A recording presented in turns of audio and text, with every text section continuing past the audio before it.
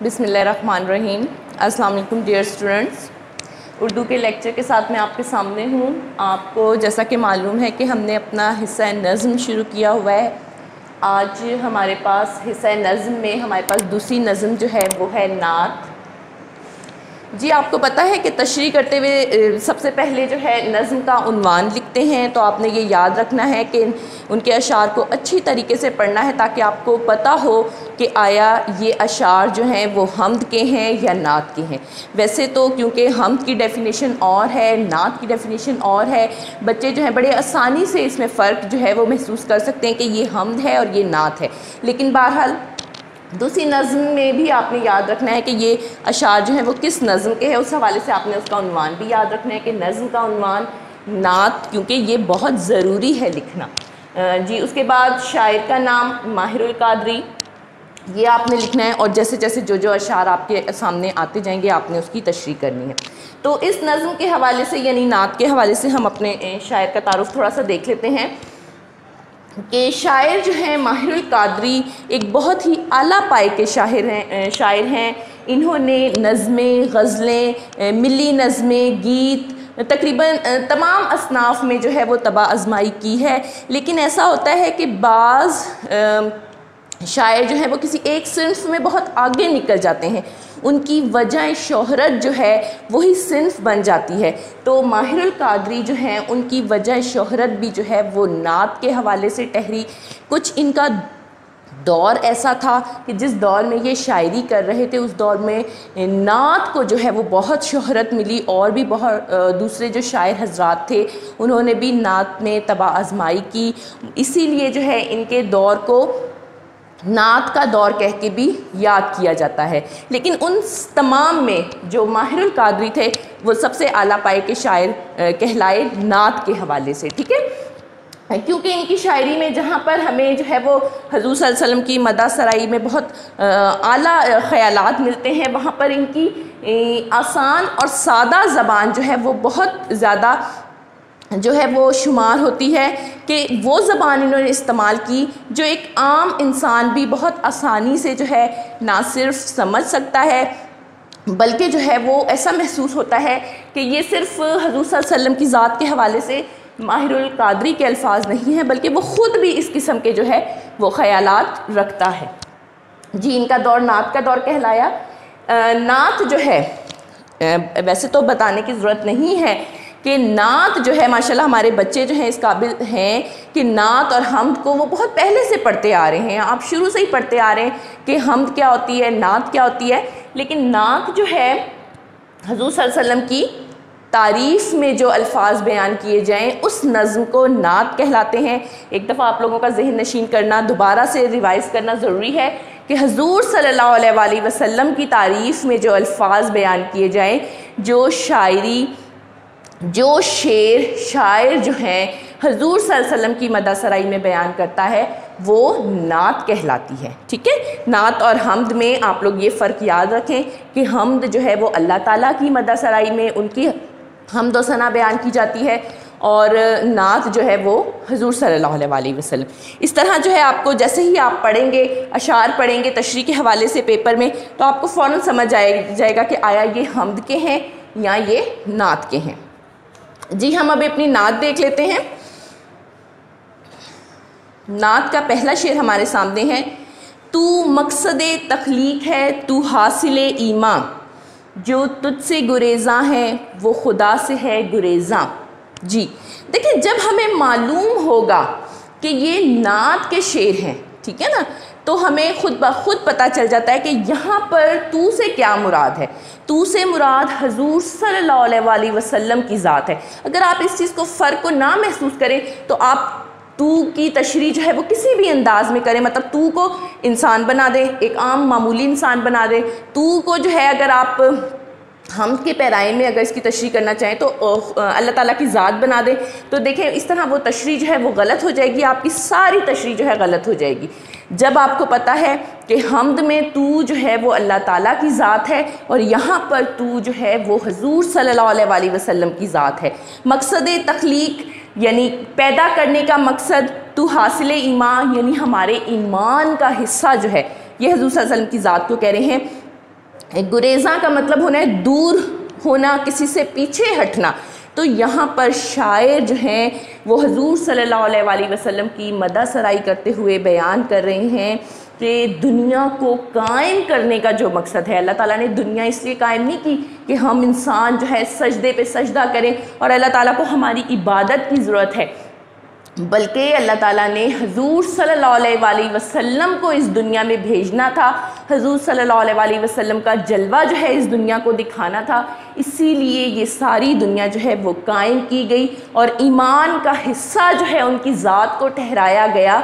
यानी अगर हुज़ूर सल्लल्लाहु अलैहि वसल्लम की ज़ात से कोई इनकार करता है तो इसका मतलब है कि वो अल्लाह ताला की ज़ात से इनकार करता है। ठीक है, जहाँ हुज़ूर सल्लल्लाहु अलैहि वसल्लम ने एक जगह फरमाया है कि अगर तुम्हें खुदा की मोहब्बत का दावा है तो आओ मेरी पैरवी करो, अल्लाह ताला भी तुमसे मोहब्बत करेगा। ठीक है, कितनी बड़ी बात है ये कि हुज़ूर सल्लल्लाहु अलैहि वसल्लम की ज़ात और अल्लाह ताला की ज़ात दो अलग अलग चीज़ें नहीं हैं, इस्लाम का हिस्सा हैं। जब हम अल्लाह ताला को मानते हैं तो हमें लाजमी हुज़ूर सल्लल्लाहु अलैहि वसल्लम को भी मानना है। जो तुझसे गुरेज़ा यानी जो हुज़ूर सल्लल्लाहु अलैहि वसल्लम से गुरेज़ा हैं, बहुत सी कौमें ऐसी हैं जो अल्लाह ताला की ज़ात को मानती हैं, लेकिन जब बात आ जाती है हुज़ूर सल्लल्लाहु अलैहि वसल्लम की ज़ात की तो वो उससे इनकार है। इनकी ज़ात से इनकार जो है वो उन्हें इस्लाम के दायरे से हटा देता है। देखिए, हमारे सामने यहूदी हैं, हमारे सामने ईसाई कौम है, वो अल्लाह ताला को मानते हैं लेकिन हुज़ूर सल्लल्लाहु अलैहि वसल्लम की ज़ात को नहीं मानते। इस वजह से जो है अल्लाह ताला ने उन्हें इस्लाम के दायरे से हटाकर उन्हें काफिर करार दिया है और हम मुसलमान जो हैं वो अल्लाह ताला और हुज़ूर सल्लल्लाहु अलैहि वसल्लम की ज़ात को मानते हैं, तभी हम दायरा इस्लाम में दाखिल होते हैं। जी देखिए, यहाँ पर एक और जगह अल्लाह ताला ने फरमाया है कि ए नबी, अगर मैं तुझे पैदा ना करता तो ये कायनात भी पैदा ना करता। ठीक है, तो मकसद तख्लीक कौन है? हुज़ूर सल्लल्लाहु अलैहि वसल्लम है। इस कायनात को पैदा करने का मकसद जो है वो हुज़ूर सल्लल्लाहु अलैहि वसल्लम की ज़ात है। उम्मीद है पहला शेर जो है वो आप लोग को समझ में आ गया होगा। हुज़ूर सल्लल्लाहु अलैहि वसल्लम की ज़ात, उनकी मदह सराई में हम जितने भी अल्फाज, जितने भी सफ़ात जो हैं वो भर दें वो भी कम हैं, तो माशाल्लाह से इसकी तशरीह जो है वो बहुत अच्छी हो सकती है। इस मज़मून के जो भी मैंने शेर का मज़मून पढ़ा है, इसके हवाले से जितनी भी आयात, जितने भी आशार आप लोगों को याद होंगे, आप वो इसकी तशरीह में करेंगे और इस तरह इसकी तशरीह कंप्लीट होगी। जी, सेकंड शेर देख लेते हैं हम लोग। किरदार का ये हाल, सदाकत ही सदाकत, इखलाक का ये रंग कि कुरान ही कुरान। बाज़ दफ़ा ऐसा होता है कि शायरी में जो है वो बाज़ दफ़ा कहीं नुक्ता लगना होता है लेकिन हम नुक्ता नहीं लगाते। वो इस तरह होता है कि वज़न बराबर करने के लिए ये चीज़ देखी जाती है। इससे आप परेशान ना हो कि ये किताबत की गलती नहीं है, कुरान का उन्होंने नुक्ता नहीं लगाया, ये किताबत की गलती नहीं है, बल्कि ये हमारी शायरी की डिमांड है, इसलिए इसमें इतनी परेशानी की बात नहीं है कि कुरान उन्होंने लिखा है। ठीक है ना। किरदार का ये हाल, जाहिर सी बात है नात की बात हो रही है तो किसकी बात हो रही है? हुज़ूर सल्लल्लाहु अलैहि वसल्लम की बात हो रही है, किसी आम इंसान की बात नहीं हो रही, उनके किरदार की बात हो रही है। आपको पता है कि हुज़ूर सल्लल्लाहु अलैहि वसल्लम वही से पहले भी जो उनकी आदात थी, जो उनके इखलाक थे, उनकी वजह से वो बहुत शोहरत रखते थे। पूरे कुरैश में, पूरे मक्का में जो है उनकी शोहरत फैली हुई थी।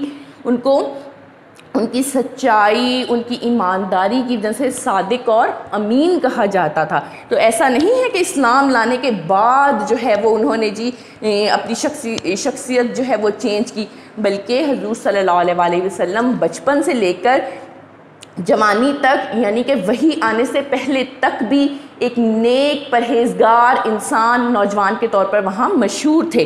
तो उनके किरदार की ये बात कर रहे हैं कि उनका किरदार जो है वो सदाकत ही सदाकत है, सच्चाई है, उसमें किसी किस्म का झोल नहीं है, किसी किस्म का झूठ नहीं है, किसी किस्म का ऐब जो है हम उनके किरदार में नहीं देख सकते। और इखलाक का ये रंग कि कुरान ही कुरान, इखलाक जो है वो किसी भी इंसान के लिए जो है उसकी ज़िंदगी के लिए बहुत ज़्यादा मायने रखता है। इखलाक की ही वजह से जो है इंसान दूसरे लोगों में जो है वो نمایاں ہوتا ہے۔ اگر کسی انسان کا اخلاق جو ہے وہ اچھا نہ ہو تو کوئی بھی انسان اسے پسند نہیں کرتا۔ تو حضور صلی اللہ علیہ وسلم کے اخلاق کی کیا بات تھی کہ پورا کا پورا قرآن جو ہے وہ ہم ان کی ذات کی کہہ سکتے ہیں کہ ان کی ذات کی تشریح کرتا ہوا نظر آتا ہے، ان کے کردار کو بیان کرتا ہوا نظر آتا ہے۔ ایسا نہیں ہے کہ ہم کہیں کہ وہ چیز جو قرآن میں موجود ہے وہ جو ہے ہمیں حضور صلی اللہ علیہ وسلم کی شخصیت میں یا حضور صلی اللہ علیہ وسلم کے اخلاق میں نظر نہیں آتی، بلکہ قرآن اور حضور صلی اللہ علیہ وسلم ایک ہی شخصیت کے دو نام ہیں۔ اسی لیے جو ہے شاعر نے جو ہے قرآن کا حوالہ حضور صلی اللہ علیہ وسلم کی ذات کے ساتھ جوڑ دیا ہے۔ اس سے بڑی بات اور نہیں ہو سکتی کوئی بھی۔ جی بالکل اسی طرح آپ اس کی تشریح میں بھی جو ہے شعر بھی ایڈ کریں گے اور احادیث وغیرہ بھی ایڈ کریں گے، جو آپ کے سامنے جو ہے جو آپ کو ملے گا۔ اگر آپ لوگ دیکھیں کہ آپ لوگ 5th 6th 3 1 2 ان کی بھی بکس دیکھ لیں اردو کی، تو ہمارے پاس حمد اور نعت یہ دو ایسی نظمیں ہیں جو ہر کتابوں میں پائی جاتی ہیں، مطلب ہر اردو کی بکس میں پائی جاتی ہیں۔ تو آپ وہاں سے شعر دیکھ سکتے ہیں، وہاں سے شعر لے کے آسان شعر جو ہے آپ اپنی تشریح میں ایڈ کریں۔ وہ شعر ایسے ہوتے ہیں کہ ہم نے بچپن میں پڑھے ہوتے ہیں، ہمیں یاد بھی ہوتے ہیں، بچے بڑے شوق سے جو ہے وہ نعت پڑھتے ہیں، وہ نعت کے اشعار ہمیں یاد رہ جاتے ہیں۔ آپ وہ بھی اس تشریح میں ایڈ کر سکتے ہیں۔ جی تیسرا شعر جو ہے، کیا نام ہے شامل ہے جو تکبیر اذاں میں، اس نام کی عظمت کے ہیں قربان دل و جاں۔ دوبارہ سے شاعر جو ہیں آپ کو پتہ ہے ماہر القادری کی بات میں نے کی تھی کہ بڑی وہ آسان اور سادہ زبان میں جو ہے جب انہوں نے حضور صلی اللہ علیہ وسلم کی مدح سرائی کی تو لوگوں کو یہی محسوس ہوا کہ گویا یہ تو ہمارے دل کی بات ہے جو وہ حضور صلی اللہ علیہ وسلم کے بارے میں بیان کر رہے ہیں۔ یہی وجہ ہے کہ ان کی نعت کو جو ہے بہت زیادہ شہرت حاصل ہوئی، کیونکہ انہوں نے ہم عام انسان کے جو خیالات تھے وہ اپنی نعت میں شامل کیے ہیں، اپنے اشعار میں شامل کیے ہیں کہ کیا نام ہے شامل ہے جو تکبیر و اذاں میں۔ دیکھیں حضور صلی اللہ علیہ وسلم میں پہلے آپ کو بتا چکی ہوں کہ ان کی ذات جو ہے وہ اللہ تعالیٰ کی ذات سے الگ نہیں ہے، اسلام سے الگ نہیں ہے۔ اگر ہم اسلام کو دیکھنا چاہتے ہیں، مسلمان ہونا چاہتے ہیں، تو ہمیں اللہ کے ساتھ ساتھ حضور صلی اللہ علیہ وسلم کی ذات پر بھی ایمان رکھنا ہوگا۔ اللہ تعالیٰ نے کہیں بھی اپنی بڑائی بیان کی ہے، اپنی عظمت بیان کی ہے، تو ساتھ ہی حضور صلی اللہ علیہ وسلم کا بھی ذکر رکھا ہے۔ ان کی ذات کو اپنے سے الگ نہیں کیا۔ پہلا کلمہ دیکھ لیں، اذان دیکھ لیں، تکبیر دیکھ لیں، وہاں حضور اللہ تعالیٰ نے اپنے نام کے ساتھ حضور صلی اللہ علیہ وسلم کے نام کو بھی شامل رکھا ہے۔ تو گویا اگر کوئی انسان یہ سمجھتا ہے کہ ہم اللہ کو مان کر جو ہے وہ اسلام کے دائرے میں داخل ہو سکتے ہیں یا جنت کے حقدار کہلا سکتے ہیں آخرت میں، تو ایسا نہیں ہے۔ اللہ کے ساتھ ساتھ جب تک آپ لوگ حضور صلی اللہ علیہ وسلم کی ذات کو نہیں مانیں گے، ان کی عظمت کو تسلیم نہیں کریں گے، آپ اسلام کے دائرے میں داخل نہیں ہو سکتے۔ دوسرا شعر بھی انہوں نے یہی بیان کیا کہ دیکھیں اس نام کی عظمت کے ہیں قربان دل و جاں۔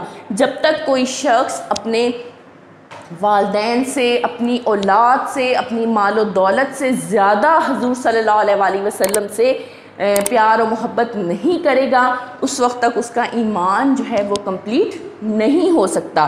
اسی لیے ہم جو ہے وہ اپنے والدین کو، اپنی اولاد کو، مال کو ان پر قربان کرنے کے لیے تیار ہو جاتے ہیں کہ حضور صلی اللہ علیہ وسلم ایک ذات ہی ایسی ہے۔ تو شاعر بھی جو ہیں وہ اپنی الفاظ میں حضور صلی اللہ علیہ وسلم کی مدح سرائی کر رہے ہیں کہ اس نام کی عظمت کے، اس نام کی بڑائی کے میں قربان ہو جاؤں کہ یہ نام جو ہے بہت ہی برکت والا اور بڑائی والا ہے۔ جی یہ 3 اشعار آج ہم لوگوں نے اس کی تشریح کی ہے۔ انشاءاللہ اگلے 3 لیکچر میں جو ہے وہ ہم اگلے شعر کو دیکھیں گے۔ شکریہ۔